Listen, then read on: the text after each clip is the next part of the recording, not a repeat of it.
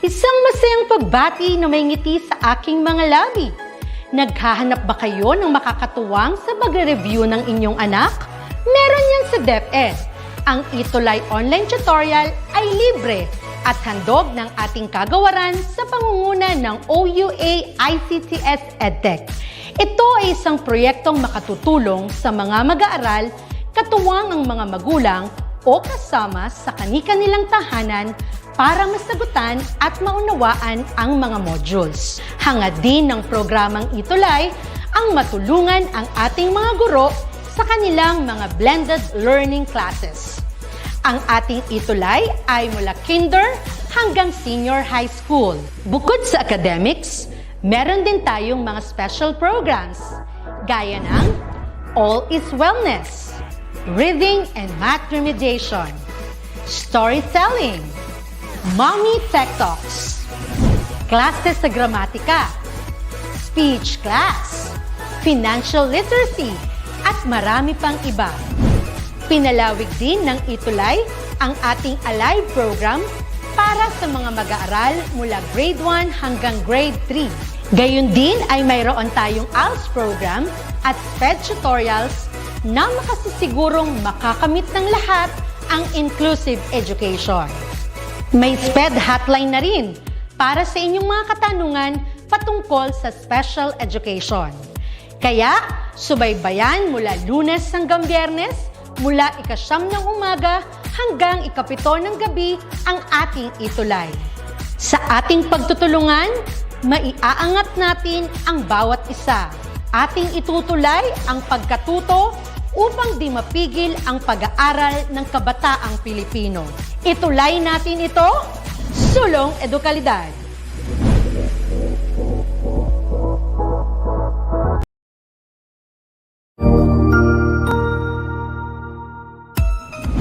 Mabuhay! Good day to all! I am your tutor Madge.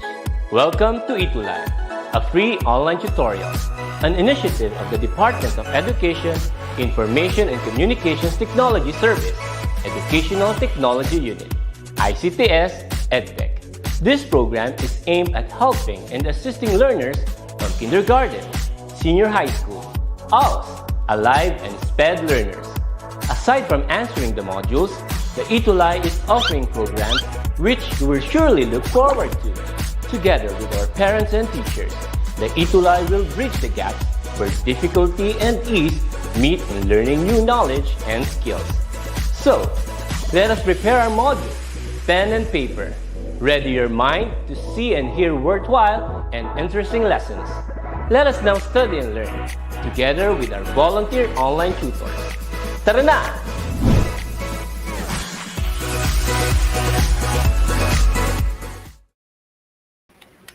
Okay, so good morning everyone.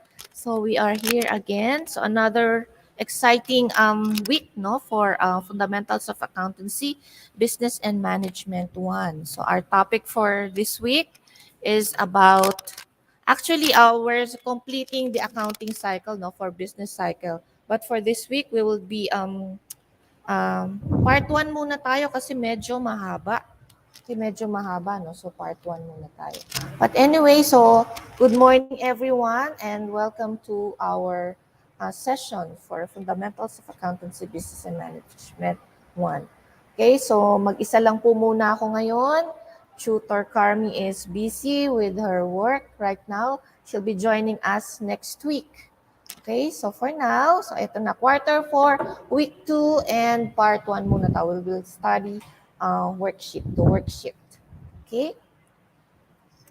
Ayan. So, wala si Tutor Carmi ngayon. So, I am Tutor Carol, your tutor for this week. Okay, so our objectives. Okay, so at the end of the session, you will be able to complete the accounting cycle. Okay, particularly the preparation of the worksheet. Okay? Next, please. Okay, so here are the steps in the accounting cycle of a service business. So we're done with identifying and analyzing, and after which journalizing naman tayo. So this is the recording of the transaction in the journal, and then posting to the ledger, done with that. And then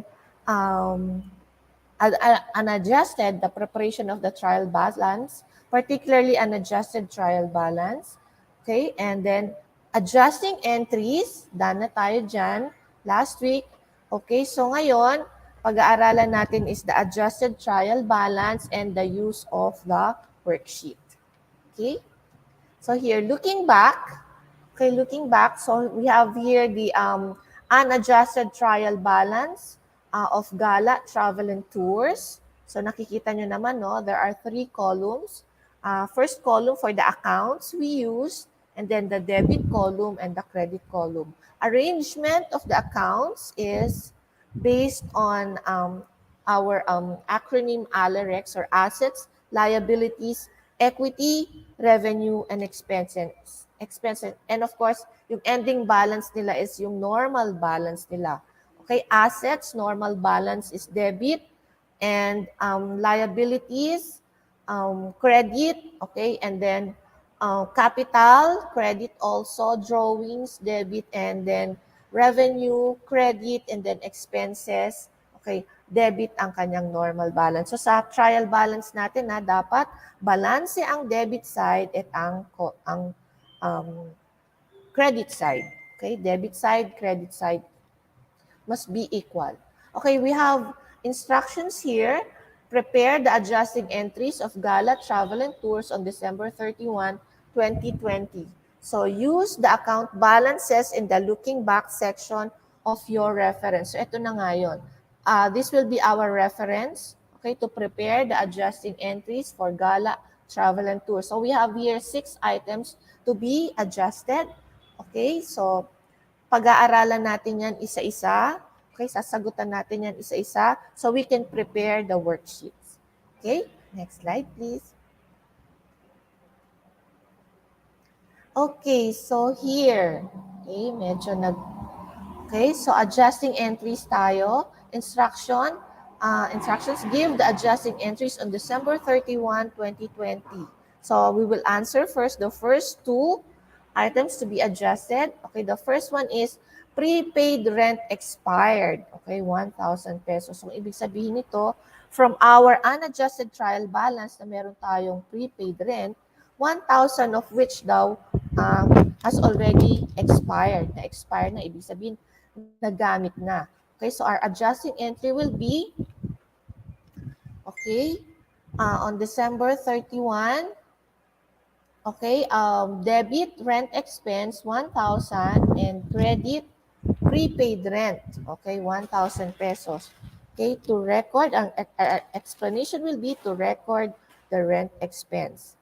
And yung ating pangalawang item na kailangan i-adjust is supplies on hand, 400 pesos. So if you're going to check your trial balance, unadjusted trial balance, ang supplies ay mayroong 700 pesos na, okay, ending balance. Okay, at ang sinasabi sa ating adjusting entries, okay, 400 pesos na lang daw ang natira from 700. So, i-minus mo 700 minus 400. Okay, 300 pesos na lang. 300 pesos ay nagamit na. So, gagawin natin yan ng adjusting entries. So, debit supplies expense, 300, and credit supplies, 300. And our explanation will be to record supplies used. Okay? Ano bang nire-record natin? Yung used. Okay, used part ng ating supplies, which is 300 pesos. Okay? Okay, so for number 3 and 4, next please. Okay, so ayan. Naka-reveal na yung ating mga sagot, no? Okay, so instruction, give the adjusting entries on December 31, 2020 once again. Okay, depreciation of furniture is 275. So yung furniture natin, no, hindi naman siya forever brand new. So habang ginagamit natin yan ay nag-e-expire yan. Okay, so nag-expire siya. or nagagamit or naluluma. So for this year, 2020, 275 daw ang naging depreciation ng ating furniture. Okay? So ang ating December 31, okay, adjusting entries is debit depreciation expense 275 and credit accumulated depreciation 275. Okay, ang explanation natin is to record the depreciation on furniture. Okay? For number 4, accrued salary expense. Okay? 950. So when we say accrued expense, so these are expenses already incurred but not yet paid. Okay? Alam natin na meron tayong dapat bayaran, pero hindi pa nga natin na ibibigay yung ating bayad. Unbilled.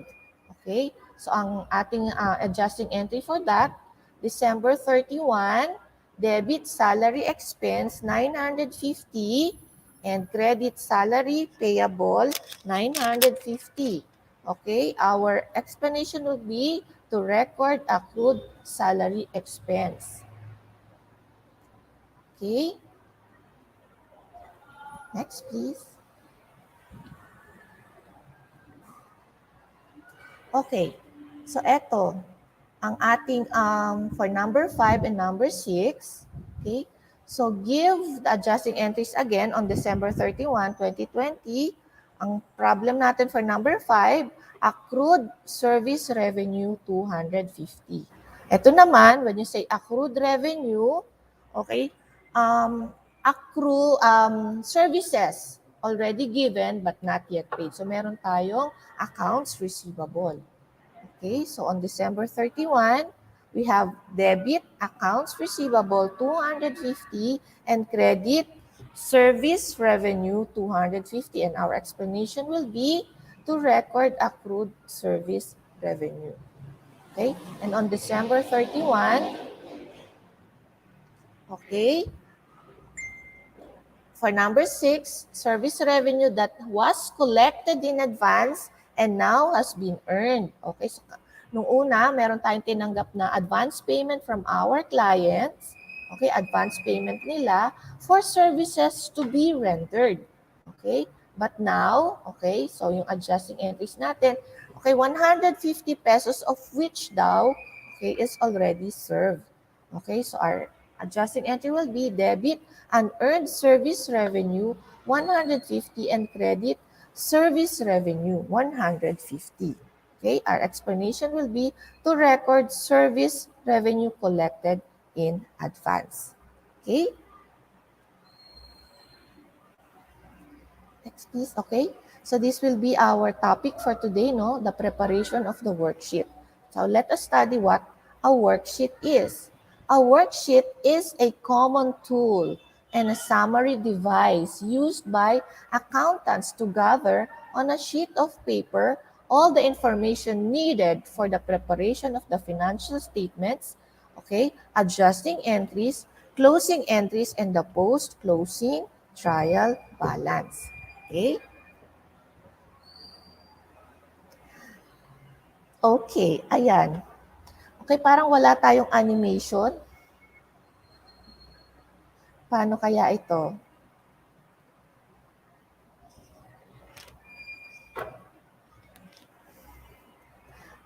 I cannot, okay? So for the first, okay, sige, tuloy tang natin to. For the first column, ang ilalagay natin dyan ay yung accounts. We will put there all the accounts we used, okay? Yung accounts na nasa ledger natin, ilalagay natin dyan lahat. Okay? Ang arrangement niya, assets muna, and then liabilities, and then equity, capital, and then equity, drawings, okay? And then, okay, revenue and expenses. Yun ang ilalagay natin sa first column. Okay, for the next column, okay, unadjusted trial balance, we have the debit side and the credit side. Ang ilalagay naman natin dyan is yung ending balance, okay, sa ating ledger or yung amount na nakalagay sa ating, okay, nakalagay sa ating unadjusted trial balance, parang kokopyahin lang natin. Okay, sa adjustments, okay, yung ginawa natin kanina, yung numbers 1 to 6, okay, yun ang ilalagay natin dito. Ilalagay natin yung amount sa debit side and sa credit side. Okay, then sa adjusted trial balance, ang ilalagay naman natin dyan ay yung, okay, balance or yung ending balance, okay, updated balance of each account. So from the unadjusted trial balance, and then sa adjustments column, kung meron tayong kailangang i-add or i-minus. So pag debit and debit, that's add. Credit and credit, that's add also. And then kapag debit and credit, we need to subtract that. So i-update natin yung ending balance dito sa column ng adjusted trial balance. Okay, and of course, dun sa column ng income statement, okay, ano ang laman dyan? Revenue and expenses. Okay, revenue and expenses ang nakalagay dyan. And then, okay, dito naman sa balance sheet, ang mga laman dyan is yung assets, liabilities, and equity. Okay? And then, of course, ang basis na ilat natin dyan is the adjusted trial balance. Whatever is written in the adjusted trial balance, that is the amount that we will put in this column. Income statement column and balance sheet column. Okay? So that, dyan na nga ang ilalagay natin. Okay, next please. Okay, so ayan, no? So nakikita ninyo yung unadjusted trial balance natin. Okay? Okay, kinapi-paste lang natin sa ating worksheet. Copy-paste lang yan. Parehong-pareho. All the accounts, okay, ita-transfer mo lang doon. And then debit side, yung debit column is lalagay mo lang dyan. And then yung amount sa credit column. But be very careful, okay, in transferring, no? Kasi magkamali tayo ng isang lugar dyan, okay, mali na lahat ang ating, okay, gagawin. Okay, so as you can see, okay, total is both 51,800. Okay, so let us see our adjustments. Okay, ayan. So ayan yung ginawa natin, no, number 1 and number 2 kanina. Okay, so meron tayo dyan. Ang number una natin ginamit is rent expense. Okay, so kay rent expense siya, no? Wala namang nakasulat kanina sa rent expense, kaya isusulat na lang natin yan, okay, dyan sa ilalim ng utilities expense. And then copy the amount. So amount niyan, copy mo sa debit side, 1,000 pesos. And then yung supplies, okay, yung prepaid rent, okay, meron naman tayong sinulat kanina, so hindi ka na magdadagdag. Ilalagay mo na lang yung amount niya. Okay? And then, okay, sa susunod, supplies expense naman, okay, wala pa rin. Wala tayong sinulat kanina. Originally, walang nakalagay sa ating unadjusted trial balance. So, isulat mo na lang din siya. Isunod mo siya dun sa rent expense. Okay, and then the amount, okay, which is debit 300 pesos. And then, okay, supplies, meron naman tayong supplies. Okay? Meron tayong supplies dyan. So, okay, ilagay mo na lang yung amount sa credit side, 300 pesos. Okay, next please. Okay, ito naman yung ating numbers 3 and 4 kanina. Okay, so depreciation expense. Okay, so depreciation expense, wala naman, originally, walang nakasulat sa ating unadjusted trial balance. So, isunod mo na lang siya ulit isulat mo siya dun sa ilalim. Okay, nakalagay, depreciation expense, meron siyang debit 275. Okay, and then accumulated depreciation, wala rin siya originally, so isulat mo rin siya ulit sa ilalim. Okay, credit 275 naman yan. Okay? And then, yung number 4 natin, we have salary expense. Okay, meron naman tayong salary expense. So, hindi mo na kailangang idagdag yan. Kasi originally, meron tayo yan. No? So, lagay mo na lang Sa adjustments column, debit 950. And then yung salaries payable, wala rin siya. Susulat mo siya sa ilalim. Okay? Yung naka-red. Okay, salaries payable sa adjustment side, credit side, 950 pesos. Okay? Next, please. Okay, eto na. Number 5 and 6 na to, yung ginawa natin. So, accounts receivable, meron naman tayo niyan, accounts receivable. Okay, so, lagyan mo na lang yung adjustments column sa debit side ng 250. How about service revenue? Meron din tayo. Okay, meron din tayong service revenue. Okay, so, lagay mo sa credit side niya, 250. And then, dun sa number 6 natin, unearned service revenue, meron tayo niyan originally. So, lagyan mo na lang, lagay mo sa debit side ng adjustments yung 150. And then, okay, sa credit, okay, yung credit side niya, service revenue ulit, okay, lagay mo na sa credit side yung 150. So, meron tayong dalawa, no? Dalawang nakalagay sa credit side ng service revenue. So, that's the end of our adjustments. So, let us total the debit side and the credit side. Okay? So, meron tayong 2,925. So, balance. Okay? Now, dito na tayo sa adjusted trial balance. Okay? So, i-adjust na natin, no?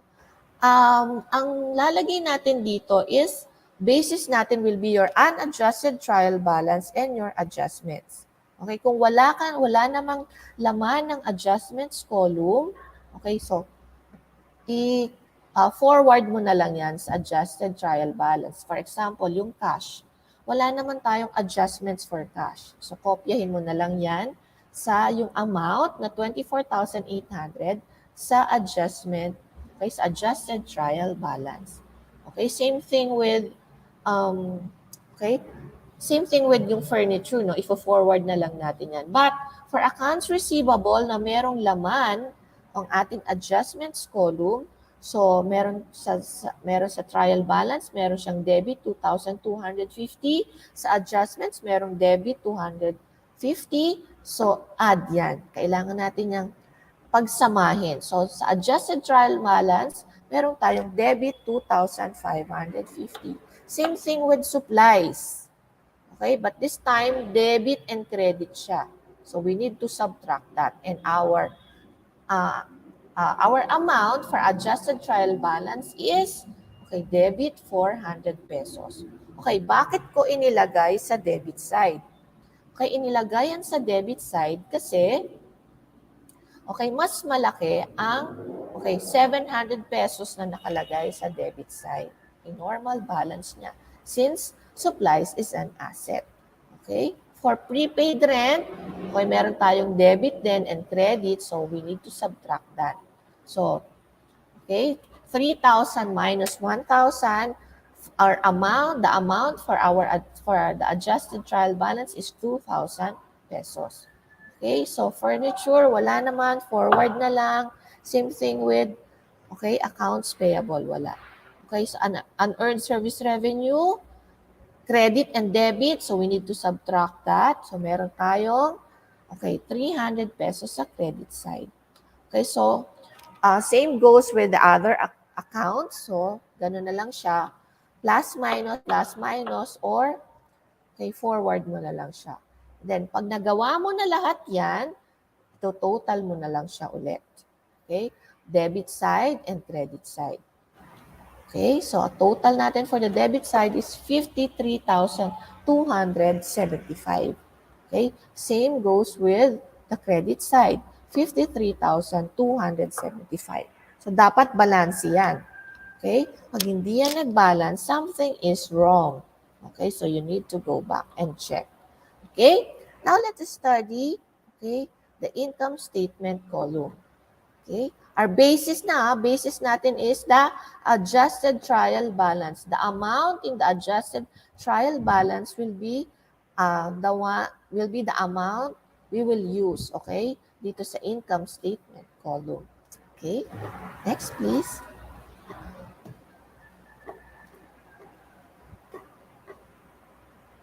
Okay, so anong mga ilalagay natin sa income statement? Ang ilalagay natin dyan ay revenue and expenses. So ayun, so meron tayo starting with service revenue until depreciation expense. Okay, so ifo-forward mo lang ang mga amounts niyan, okay, sa ating income statement columns. And then, okay, debit side, if ang total natin for the debit side is 3,875. Okay, sa credit side, 7,400. Now, if you're going to ask me, Miss, okay, hindi na siya balance. Mali po ba? Okay, malalaman natin yan mamaya. But for now, subtract, okay, 7,400, okay, minus 3,875. There's a difference of 3,525. Okay? Okay, ang 3,525 lumalabas, ito ang ating net income for the period. Okay, because revenue is bigger than the expenses. Okay? Bigger ang revenue. Okay, so meron tayong net income which is 3,570. So you add 3,875 and 3,525. Okay, total niyan is 7,400. So, balance tayo ulit. Now, if you're going to tell me, of course, miss, magbabalance yan kasi inad mo yung difference. Okay? We will know that later pag gumagawa tayo ng balance sheet. Okay? So, let us proceed na with the preparation of the balance sheet column. Okay? So, ayan, ganun pa rin. Ang laman naman ng ating balance sheet ay ang assets, liabilities, and equity. Okay? So, ifo-forward mo lang din yan. Copy-paste mo lang yung amount. But you have to check kasi di ba kanina, meron tayong mga inad na accounts. Okay, may dinagdag tayo. So, i-check mo, baka meron din mga balance sheet accounts doon. And it turned out, meron nga. Ano yun? Yun ang accumulated depreciation at saka ang salary payable. Okay, siyan ay mga balance sheet accounts. Okay, so forward na lang natin from the adjusted trial balance yung ating mga amounts, okay? And then, okay, total again the debit side and the credit side. Okay, so anong total niya? For the debit side, total is 49,400. For the credit side, okay, the total is 45,875. Okay? 45,875. Yan. Okay, yan. Sasabihin nyo, Miss, hindi na naman balance. Okay? May problema po ba? Okay. Check natin. Yung difference kanina, yung net income natin kanina na 3,525, idagdag natin yan ngayon sa ating credit side. Okay? So, i-add mo sila, 45,875, okay, minus 3,525, okay, total is 49,400. Pareho na sila ngayon ng debit side. So, meaning, ang ating worksheet ay correct. Kasi, okay, nagbalanse lahat ng side natin. Debit side and credit side ay balance lahat. Okay, so, ganun lang kadali gumawa ng worksheet. Okay, basta careful lang tayo sa paglalagay ng amount. Kung debit pa yan or credit ba yan. Okay, kasi pag nagkamali tayo ng lagay, okay, hindi na tayo magbabalance. Okay, so next please.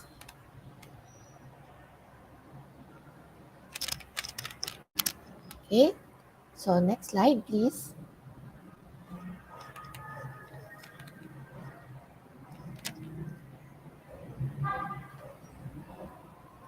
Okay, meron tayo. Ang next slide natin dyan is, okay,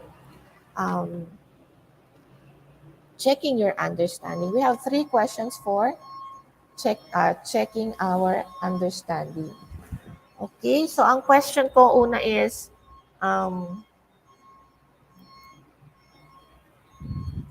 My first question is, okay, so it is usually prepared to facilitate the orderly preparation of the financial statements. Okay? Okay, ang then choices A, ledger, B, journal, C, worksheet, and D, trial balance. Okay, so it is usually prepared to facilitate the orderly preparation of the financial statements. Okay, so there are 4 choices: A, ledger, B, journal, C, worksheet, and D, trial balance. Okay. Okay, so ang answer natin dyan ay letter C, worksheet. Okay? Now, for my question number 2, okay, in the trial balance, accounts appear in what order or sequence? Okay, ano daw ang pagkakasunod-sunod ng accounts? Okay, sa trial balance. Is it A, assets, expenses, liabilities, equity, and income? B, assets, liabilities, equity, income, and expenses? And C, assets, liabilities, equity, expenses, and income? And D, alphabetically arranged. Okay? Okay, ang answer dyan is letter B. Okay? Letter B ang sagot natin. Assets, liabilities, equity, income, and expenses. Okay? Okay, for number 3, question, accumulated depreciation appears on the trial balance under the blank. A, debit column, B, credit column, C, upper column, and D, lower column. Okay? Accumulated depreciation appears on the trial balance under what column? A, debit column, B, credit column, and C, upper column, and D, lower column. Okay? And our answer is B, credit column. Okay? So I think that's about it for this week. Okay, so thank you so much. If you have questions, okay, you can message DepEd at ETUlay. Okay, if you have feedbacks, okay, you can comment down. Okay, you can comment or you can directly message. Okay, message DepEd ETUlay. Okay, so I think that's about it for today, for this week rather. Okay, so thank you so much and hope to see you again next week. Bye!